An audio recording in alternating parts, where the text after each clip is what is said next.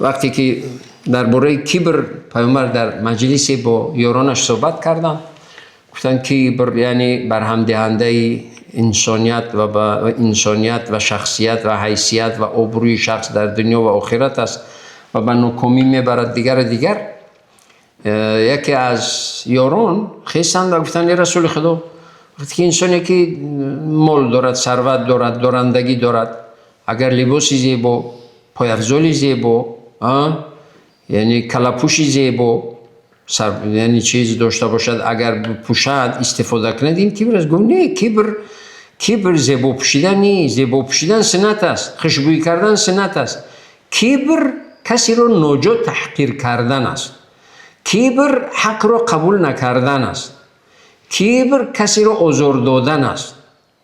یعنی خود را بالا میدوند، به کسی ظلم میکند، کسی را آزار میدهد، کسی را خجالت میکند، به کسی تحقیر میکند، آزار و ضرر است و این کبر است. اما زیبا پوشیدن، وقتی که انسان دارد، امکانیت دارد، شرایط دارد، باید که بهترین چیز را بپوشد و بهترین چیز را بخرد، استعمال کند و به دیگران هم عطا کند. چرا که از حکمت دارندگی این است. پروردگار میگوید بنده من به تو دادم، تو به بندگان نیازمندم بده. چرا که من تو رو امتحان میدیم، امتحانت میگیرم، نمیدیم، امتحانت میگیرم.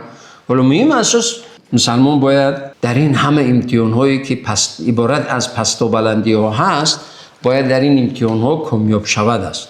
مسلمان کامل همونی است که در این امتحان ها یا که در این پست و بلندی ها کامیاب شود. ولی بعضی رو میبینید وقتی که سلامتیش هست، دارندگیش هست، تمام فکر میکند که خدا که به خودم داد است، تمام خدا خدمت داد است، دیگر میزند و میگیرد و میبرد و میارد و دیگر همه را فراموش میکند که این حکمت دارندگی خدا برای چی داده است. مسلمان باید اندیشه کند که همین پروردگار به من داده است، پروردگار از من چیزی میخواهد که به من داده است. حتمی خواسته های الله سبحانه و تعالی را به جا بیارم، زکات مال بدهم، فطر روزه هم بدهم، قربانی هم کنم، همیشه خدمت پدر و مادرم کنم، یک بیچاره، یک یتیم، یک بینوا، یک عائله کم بضاعت، این همه رو دستگیری کنم.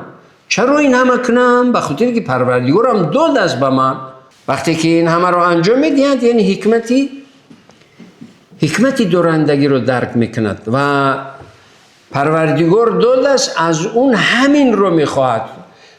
همه خواسته های الله سبحانه و تعالی رو عملی میکند. وقتی که خواسته ها و امر پروردگار رو، امر الله سبحانه و تعالی رو به جا میارد، بهترین و محبوب ترین بنده پروردگار نزد الله سبحانه و تعالی می باشد. حالا انسان یعنی بدنش پاک، لباسش پاک، خوشبویی دیگر میگه به خودش نی، هم برای جامعه و برای خودش هم اجر میگیرد، ثواب میگیرد، پاداش میگیرد و سالم زندگی میکند. پروردگار سلامتی رو میدهدش، عزتش میدهد، برکتش میدهد. این همه رو برایش در نتیجه این میدهد. باید مسلمان همیشه لباسش پاک، بدنش پاک و همیشه قلبش، ظاهرش پاک، باطنش پاک. این همه با این همه پاکی ها باید زندگی کند.